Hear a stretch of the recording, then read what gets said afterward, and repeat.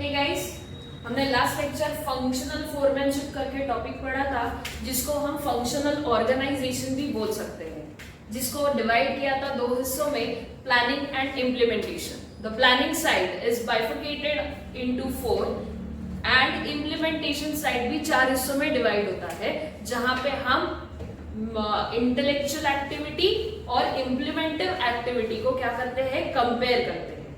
ठीक है, so planning your production and implementing your production, ये करने के लिए हमें फंक्शनल फोरमैनशिप का होना जरूरी पाया गया है। ठीक है, आज हम उससे एक स्टेप आगे बढ़ेंगे। ठीक है, ध्यान दीजिए, this is nothing but the work study. Work study मतलब हम जो काम कर रहे हैं उन कामों को 4 हिस्सों में हम जब डिवाइड करते हैं तब हम उसे वर्क स्टडी कहते हैं। ठीक है, it is included method, motion, time and fitting. एक एक करके देखने की कोशिश करेंगे। जब मैं मेथड की बात करती हूं, it means it is one of the best way to do the work. काम करने के काफी सारे तरीके होते हैं, लेकिन उसमें से कौन सा सही तरीका है ये जानना बहुत जरूरी पाया गया है।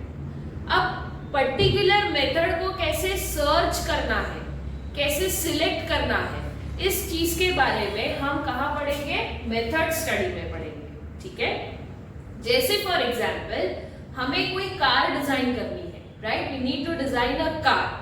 तो कार डिजाइनिंग का जो भी प्रोडक्शन यूनिट है वो सीक्वेंस में रखना बहुत जरूरी है। जब वो सीक्वेंशियल रहेगा तब उसमें एक एक पार्ट जोड़े जाएंगे, बराबर है, तभी जाके वो प्रोडक्शन क्या होगा, कम से कम समय में कंप्लीट होगा।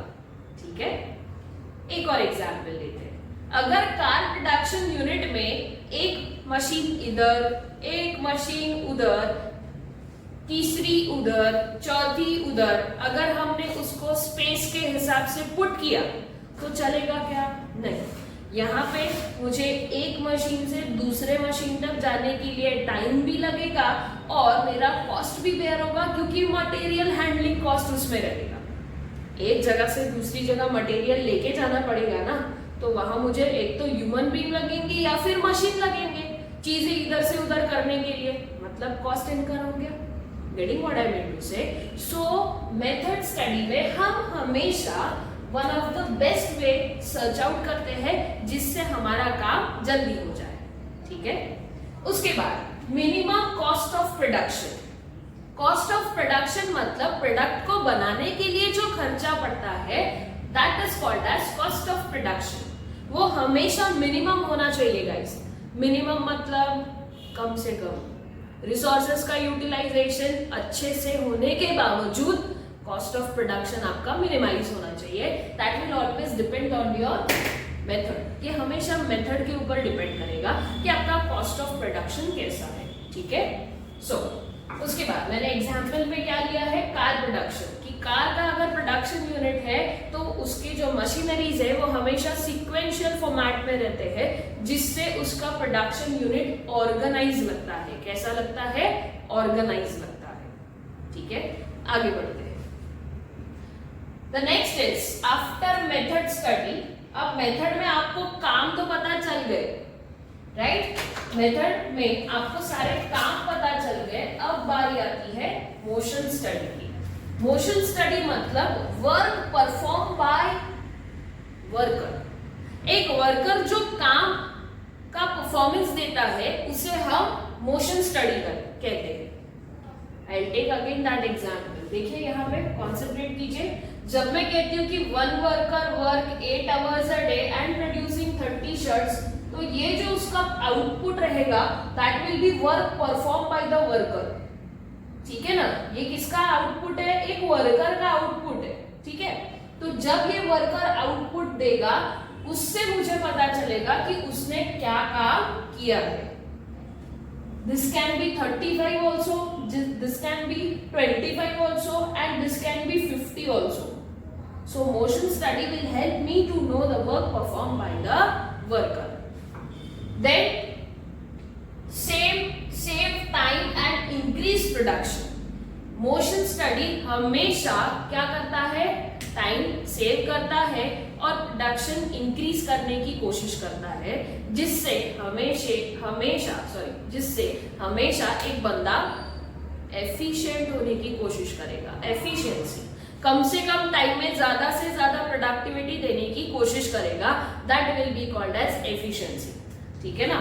तो जब ये जो आउटपुट है बढ़ते जाएगा, तब उसकी एफिशिएंसी क्या होती जाएगी, इंक्रीज होती जाएगी, प्रोडक्शन इंक्रीज होता जाएगा।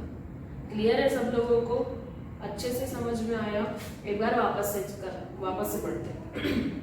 Work study consist of method, motion, time and fatigue. ये चार में से हमने पहले पढ़ा मेथड मीन्स आपके काम करने का एक वन ऑफ द बेस्ट तरीका इज कॉल्ड एज मेथड। ठीक है, जिससे आप अपना कॉस्ट ऑफ प्रोडक्शन क्या कर सकते हो, मिनिमाइज कर सकते हो। और उसका एग्जांपल हमने लिया कार प्रोडक्शन यूनिट, जिसकी मशीन हमेशा सीक्वेंस के फॉर्म में रहती है, एक के बाद एक रहती है, ताकि आपका टाइम वेस्ट ना हो, सेम हो। एक बार आपने रॉ मटेरियल दिया कि वो सीधा फिनिश प्रोडक्ट बनके बाहर आता है। ठीक है। आफ्टर दैट टाइम स्टडी हमेशा आपको एक स्टैंडर्ड टाइम के against actual work performed time, मतलब time taking for actual work performance को कंपेयर करने की हेल्प आउट करते हैं, कंपेयर करने के लिए हेल्प आउट करते हैं। एग्जाम्पल लेते, ध्यान दीजिए। यहाँ पे मैंने 8 आवर्स पुट किया है, बराबर है। 8 आवर्स पुट किया है, तो इस 8 घंटे में मुझे 30 शर्ट्स प्रोडक्शन चाहिए। This is my standard time. ये मैंने सेट हुआ, मेरा स्टैंडर्ड टाइम है, मैंने सेट किया हुआ है। It can be change from company to company also. ठीक है ना। सो स्टैंडर्ड टाइम हमेशा आपको मदद करेगा आपका परफॉर्मेंस और बढ़ाने के लिए, जिससे आप अपनी एफिशिएंसी क्या कर सकते हो, इंक्रीज कर सकते हो। It will always help you to increase the efficiency. Taylor भाई साहब ने हमेशा एक इंडिविजुअल एम्प्लॉय के परफॉर्मेंस को बढ़ाने की कोशिश की है। सो उस परफॉर्मेंस को बढ़ाने के लिए एफिशिएंसी इंक्रीज होना बहुत जरूरी है। सो एफिशिएंसी कैसे इंक्रीज होगी? By creating a good method, by creating a standard time and measuring the actual performance with the standard. इससे उसकी एफिशिएंसी बढ़ते जाएंगे। ठीक है, आगे बढ़ते हैं। अब एफिशिएंसी बढ़ी तो बहुत अच्छी बात है, अभी मुझे उसको मेंटेन करना है। और अगर नहीं बढ़ी है तो मुझे उसको क्या देना पड़ेगा, ट्रेनिंग देना पड़ेगा, क्योंकि ट्रेनिंग की वजह से ही वो सही मेथड भी जान सकेगा, परफॉर्मेंस देने के लिए सही काम सही ढंग से परफॉर्म करेगा और गिवन टाइम में उसको कंप्लीट करेगा। कैसे? With the help of training need. ठीक है। सो क्या क्या पढ़े? Method study, work study is bifurcated into method, motion and time. ये तीन चीजों के अलावा एक और स्टडी होती है जिसको हम कहते हैं फटीग स्टडी। फटीग स्टडी मतलब एक बंदा अपना परफॉर्मेंस देते समय कितने इंटरवल का ब्रेक लेता है या कितने ऐसे ब्रेक्स लेता है जिससे उसका परफॉर्मेंस अफेक्ट होता है। ब्रेक लेना बुरी बात नहीं है, लेकिन बहुत बार ब्रेक लेना बुरी बात है। लेक्चर के टाइम बच्चा एक बार ब्रेक ले सकता है, इट्स गुड, लेकिन बार बार ब्रेक ले रहा होगा इसका मतलब there is a certain problem with the lecture, right? Certain problem with the lecture मतलब क्या? That means a cause of fatigue. Guys एक एक करके देखते हैं, I come back to that point. Frequency of intervals, आपको नोट डाउन करना है कि आपका वर्कर कितना फ्रीक्वेंटली इंटरवल्स ले रहा है। एक बार, 2 बार, 3 बार, 4 बार, या काम करना है 30 शर्ट्स में से वो सिर्फ 5 शर्ट बना रहा है और बाकी टाइम इंटरवल ही ले रहा है, चलेगा क्या? नहीं। तो उसकी फ्रीक्वेंसी चेकआउट कीजिए कि वो कितने बार इंटरवल ले रहा है। उसके बाद अब ये जो इंटरवल ले रहा है ये टाइम पास करने के लिए नहीं ले रहा। ऑफ कोर्स वो अपना टाइम बिताना ही चाहता है, पास करना ही चाहता है, लेकिन हमें उस चीज को पॉजिटिवली समझना है guys. When my student takes many intervals in the class, I always take that thing very positively. I always ask my student that are you getting bored of the lecture? आपको lecture अगर bore हो रहा होगा तो हम कुछ different करते हैं, सो दैट उनकी जो वाइब्स है that will converted into positive. इसलिए मैं हमेशा ब्रेनस्टॉर्मिंग सेशंस कंडक्ट करती हूँ लेक्चर में. I always play a wish point in the class so that the students brain should keep on working. वो कभी बोर नहीं होना चाहिए. बोर कब होता है बंदा? जब वो फिजिकली और मेंटली टायर्ड रहता है. आपका वर्कर इंटरवल भी इसीलिए ले रहा है क्योंकि वो फिजिकली और मेंटली टायर्ड है, वो थका हुआ है, उसको काम करने की इच्छा नहीं है, इसीलिए वो इंटरवल्स ले रहा है. सो फिर उस टाइम पे तुमने क्या करना चाहिए? उस टाइम पे उसको काउंसिल करना चाहिए, ऐसे कुछ सेशंस कंडक्ट करने चाहिए ऑर्गेनाइजेशन में जिससे वो एम्प्लॉय का मन हमेशा पॉजिटिव रहे, मेंटली स्ट्रांग रहे, एंड ही शुड और she should be remain motivated towards हर और हिज वर्क. ठीक है, तो tiredness of physical and mental work होने की वजह से वो क्या लेता है? इंटरवल्स लेता है. इंटरवल से क्या होता है? उसको थोड़ा सा मोटिवेशन मिलता है और फिर वो अगेन काम करने के लिए लगता है. ठीक है, so break is very much important while doing any kind of a work, क्योंकि ब्रेक से you gain energy and you again perform well in the work. ठीक है, सो उसके बाद मोर फटीग लेस एफिशिएंसी. ये जब आप इंटरवल्स की फ्रीक्वेंसी चेक कर रहे हो तो ध्यान दीजिए कि एक वर्कर अगर ज्यादा फटीग ले रहा है, ज्यादा इंटरवल्स ले रहा है, इसका मतलब उसकी एफिशिएंसी क्या होगी? कम होगी, क्योंकि वो गिवन टाइम में गिवन आउटपुट तो अचीव कर ही नहीं सकता, उल्टा इससे भी कम प्रोडक्टिविटी देगा, जिससे उसकी एफिशिएंसी हमेशा क्या होगी? मैटर करेगी. समझ में आ रही है क्या बात? क्लियर हुआ क्या? So more fatigue less efficiency, that will be converted into the cause of fatigue. ये जानना बहुत जरूरी है guys. Being a manager उसकी सैलरी काटने से ज्यादा इंपॉर्टेंट है ये जानिए कि वो ऐसा बिहेव क्यों कर रहा है. काफी बार मेंटल स्ट्रेस की वजह से भी ये लोग फटीग ज्यादा लेते हैं, एब्सेंटिज्म ज्यादा होता है, लोगों का काम करने के ऊपर से जो मेंटालिटी है वो चेंज हो जाती है. तो ऐसे टाइम पे एक मैनेजर ने उसके नेगेटिव एटीट्यूड को पॉजिटिव एटीट्यूड में कन्वर्ट करना बहुत जरूरी पाया गया है. ठीक है, एक बार वापस से पढ़ेंगे. Work study. जब भी हम वर्कर के काम को स्टडी करते हैं, it will be divided into 4: method, motion, time and fatigue. Fatigue मतलब इंटरवल्स. मेथड स्टडी की जब हम बात करेंगे तो it is one of the best way to do work. Then it will always minimize the cost of production, and I will take an example of a car production जहां पे आप machineries को सीक्वेंस में put करेंगे. You put the raw material over there and directly get the output as a product, finish product. ठीक है, वहां पे किसी भी तरीके का मटेरियल हैंडलिंग कॉस्ट हम बेयर नहीं करेंगे क्योंकि हमने उसे मेथड स्टडी करके अरेंज किया है. ठीक है, the next was motion study. Motion study मतलब वर्कर जो वर्क परफॉर्म करेगा उसका टाइम टेकन, उसका आउटपुट, ये दोनों जज करने के बाद हम क्या डिसाइड करेंगे? उसका मोशन स्टडी डिसाइड करेंगे. अब ये मोशन स्टडी में आपका मोटिव क्या होना चाहिए? Time saving and increase in production.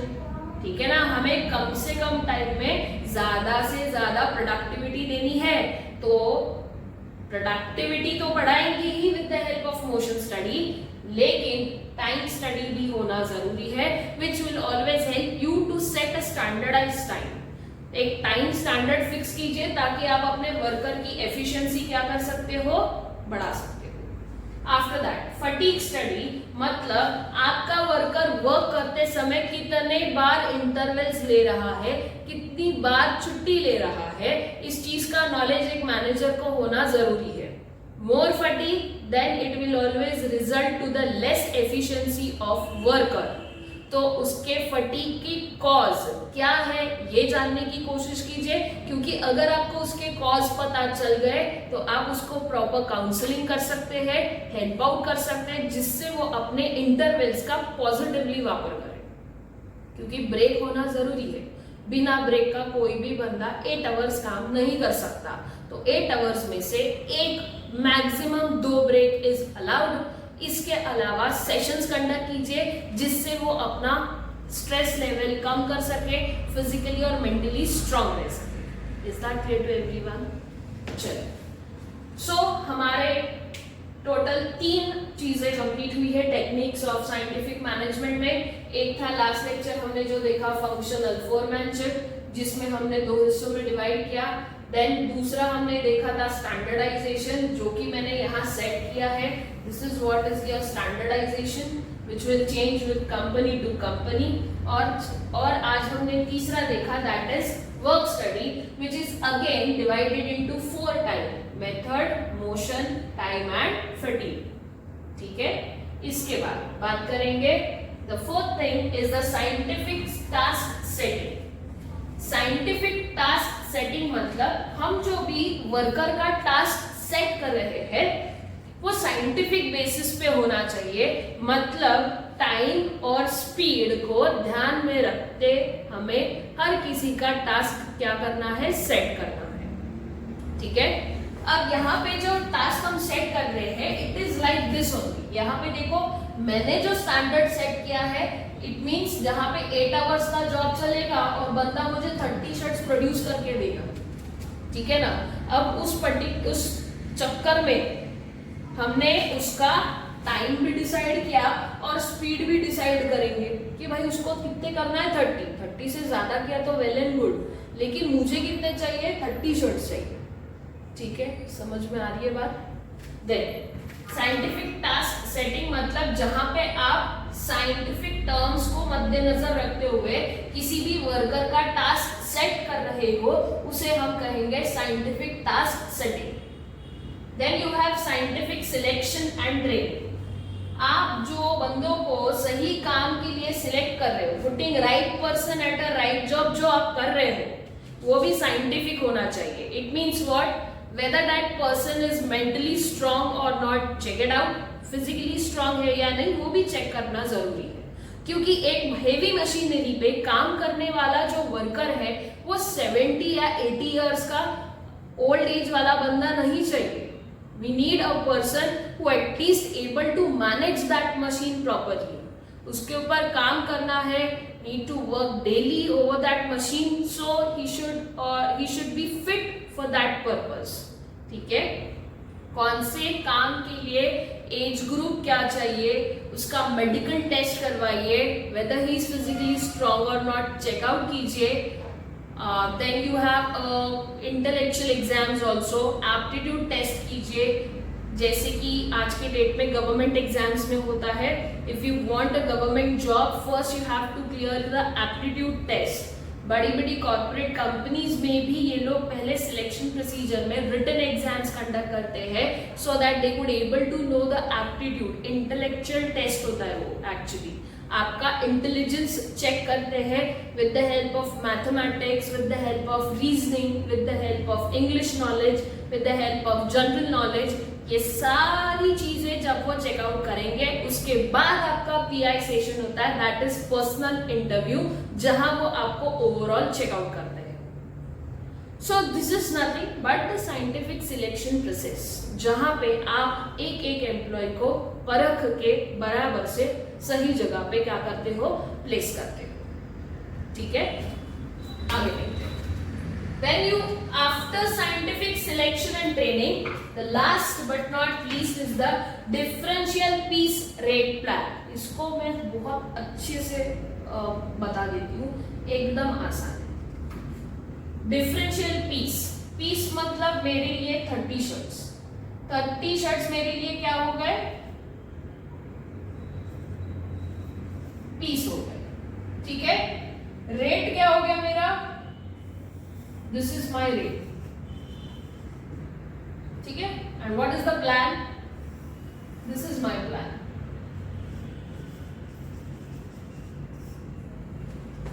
Is called as differential piece rate plan. Differential इसलिए बोला गया है because it will always change by organization to organization. ये ऑर्गेनाइजेशन से ऑर्गेनाइजेशन हमेशा क्या होते रहेगा, चेंज होता रहेगा, इसीलिए इसको बोला गया है डिफरेंशियल पीस रेट प्लान। ठीक है, देखिए वापस से एक बार टेक्निक्स पढ़ेंगे। I want everyone to listen carefully और बिल्कुल दिमाग को खुला रख के सुनिए। पहले हमने देखा फंक्शनल फोरमैनशिप, जहां पे हमने प्लानिंग और प्रोडक्शन को डिवाइड किया। प्लानिंग में हमने देखा instruction card clerk, root clerk, time and cost and disciplinary. ठीक है, और प्रोडक्शन में हमने देखा gang boss, repair boss, inspector and speed boss, जो इंप्लीमेंटेशन ऑफ प्रोडक्शन को क्या कर रहा है, कंट्रोल कर रहा है। ठीक है, so that was functional foremanship. Foreman मैंने बताया था he is a person working at the bottom level, लेकिन फर्स्ट लाइन मैनेजर में रहता है, मतलब वर्कर्स से भी उसका ऊपर दर्जा रहता है। उसको हम सुपीरियर या सुपरवाइजर कह सकते हैं ऑफ अ बॉटम लेवल। ठीक है, तो उसको कहते हैं foreman.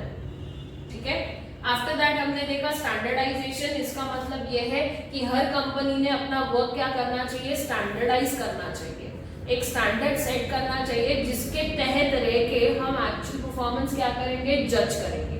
That is called as standardization. Then you have a work study. Work study में हमने डिवीजन किया method, motion, time and fatigue को। Method, one of the best way to do work. Motion, work performed by worker. Time, standard time taken by the worker to complete that work. जो work perform किया है उसको complete करने के लिए उसने कितना समय लिया। एंड फटीग मतलब frequency of intervals taken by the worker.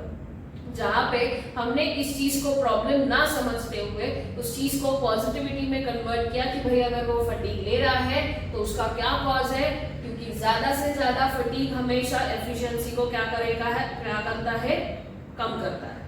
Then you have scientific task setting. Scientific task setting मतलब जब भी आप किसी एक वर्कर का वर्क उसने कितना करना चाहिए ये सेट करते हो, टास्क सेट करते हो, तो हमेशा उसकी टाइम और स्पीड के ऊपर हमें क्या करना है, रिसर्च करना है, जिस हिसाब से हम उसकी क्या कर सकते हैं, एफिशिएंसी बढ़ा सकते हैं और हमारे ऑर्गेनाइजेशन का प्रोडक्शन इंक्रीज कर सकते हैं। Then you have scientific selection and training. Scientific selection and training हमें बताता है कि हमारे यहाँ का हर एक वर्कर में क्या कैपेबिलिटीज है, क्या एबिलिटीज है, मेंटली और फिजिकली वो स्ट्रॉन्ग है for a particular job, yes और no. Then differential piece rate plan में हमने क्या किया, पीस डिसाइड किया, पीस के हिसाब से उसका रेट डिसाइड किया and have decided a plan, मतलब उसका टाइम डिसाइड किया उनको अचीव करने के लिए। ठीक है, I am giving you 2 seconds, just go through it at once. If you want to note it down in your copy, please guys.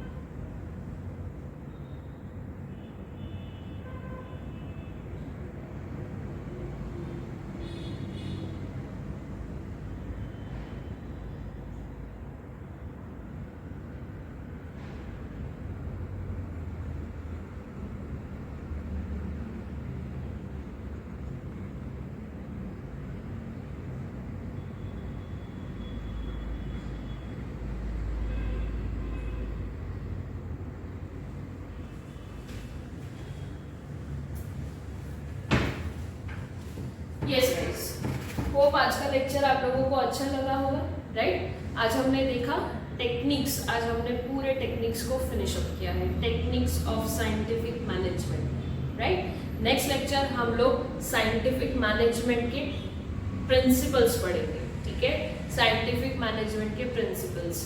So principles समझने के लिए अपने कान को अच्छे से साफ कर लीजिए, क्योंकि ये प्रिंसिपल समझना थोड़ा सा मुश्किल होता है।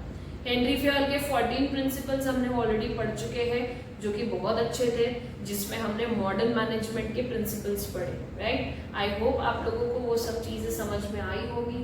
If you want 14 principles of Henry Fayol वापस से होना चाहिए, please let me know, I upload that video again, right. क्योंकि 14 प्रिंसिपल्स ऑफ हेनरी फ्योल अगर नहीं समझे तो वो आपको लाइफ टाइम तकलीफ देगा, क्योंकि पोस्ट ग्रेजुएशन तक आपको वो 14 प्रिंसिपल्स पढ़ना जरूरी है, ठीक है। उसमें से क्वेश्चंस बहुत कम आते हैं, से अराउंड फॉर 5 प्रिंसिपल्स ओनली, लेकिन वो 14 प्रिंसिपल्स अगर आपको एकदम रटोफाई हो गए तो आपको वो लाइफ टाइम हेल्प आउट करेगा to score good marks in management, ठीक है। FW टेलर के प्रिंसिपल्स भी हमेशा से आपको पढ़ने ही पड़ेंगे, पर प्रिंसिपल से ज्यादा इंपॉर्टेंट उनके टेक्निक्स मशहूर हुए हैं, क्योंकि उनके टेक्निक्स आज के डेट में ऑर्गेनाइजेशन में इम्प्लीमेंट किए जाते हैं। Hence he is famous for the techniques of scientific management, ठीक है। सो टेक्निक्स आज के लिए इतना काफी है, टेक्निक्स आपको समझे ऐसा मैं समझ के आज का लेक्चर यही रोकती हूँ। नेक्स्ट लेक्चर मिलते हैं, आज के लिए इतना काफी है guys, over for the day. Thank you so much.